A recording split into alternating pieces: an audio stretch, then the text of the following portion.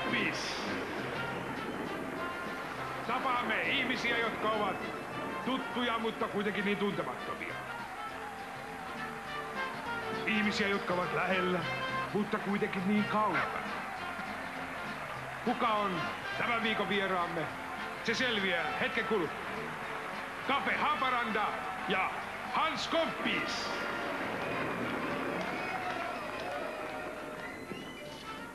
Hyvät katselijat, tämä on Cafe Haparanda ja minun nimeni on Hans Skoppis.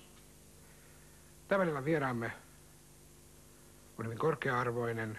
Hän ei paljon esittelyä kaipaa. Minulla on ilo ja kunnia pyytää vieraakseni meidän kuninkaamme, Ruotsin kuningas Carl Gustaf.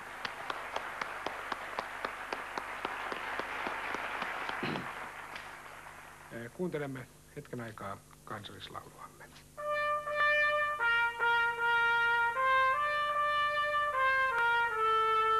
Näin. Tervetuloa, teidän majesteetti. Kiitoksia. Joka istumaan. Mitä? Olkaa hyvä. Olkaa pitää istua. Kiitos. Niin ja. Niin.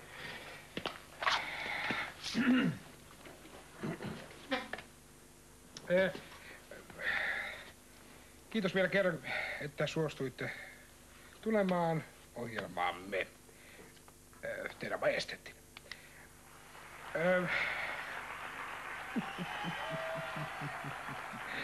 Meitä varmaan kaikkia tavallisia kansalaisia kiinnostaa tietää, mitä teille nyt kuuluu.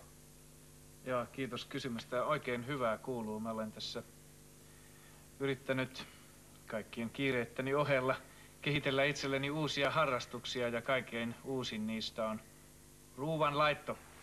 Ihanko totta?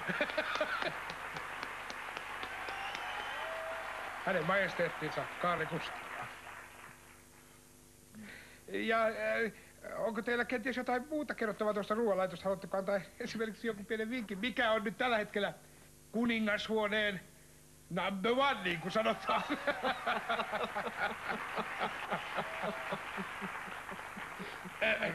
Ystikkäästi veistetty. Sitä saa vain odottaa tällaiselta herralta, joka on tämmöisen hauskuuden mestari. Tämä on Cafe Haparanda. Niin. No, kun asia tuli puheeksi, niin minä olen yrittänyt keskittyä nyt näihin, mitäs ruokia nämä nyt onkaan, nämä kasvisruuat. Niin, kasvisruuat ja niistä päällimmäiseksi on noussut ratatouille, johon olen itse kehittänyt fenkoolimausteen. Fenkooli? Fenkoolia ratatouihin. Joka anteeksi teidän majesteettinen, mutta ettehän te nyt voi fenkoolia suinkaan ratatouihin laittaa. Se peittää sen kokonaan sen ratatouin hienon perusaromin. Eihän fenkooli sovi ratatouihin ollenkaan.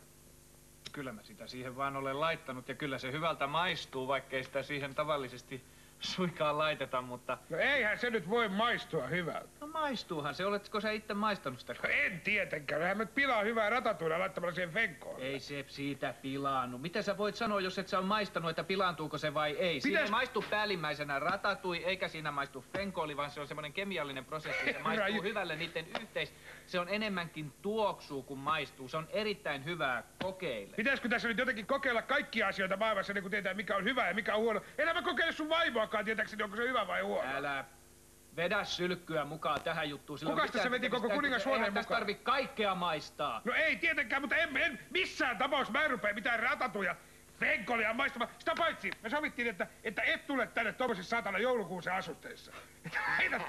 Jumalauta, käy osoittelemaan. Älä käy pois se! Käyt sä kiinni, jäbä? Kenen ohjelma tässä nyt oikein on? Herra tulee tänne juhannussalkolle, vaikka minun tässä piti loistaa. Sinä... Johan! Apua!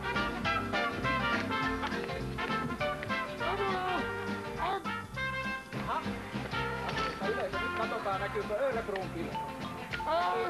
Ei näin! Näkyykö kirkko? Nyt näkyy! Örebron kirkko rupes näkymään. Nyt lähtee kunkulta! Nyt katsotaan kun punainen. Ei, herra apua, tää on kauheeta. Onks tää joku Cafe Haparanda? Tämä on Cafe Haparanda. Uudella. Apua! Tämähän on... Sä...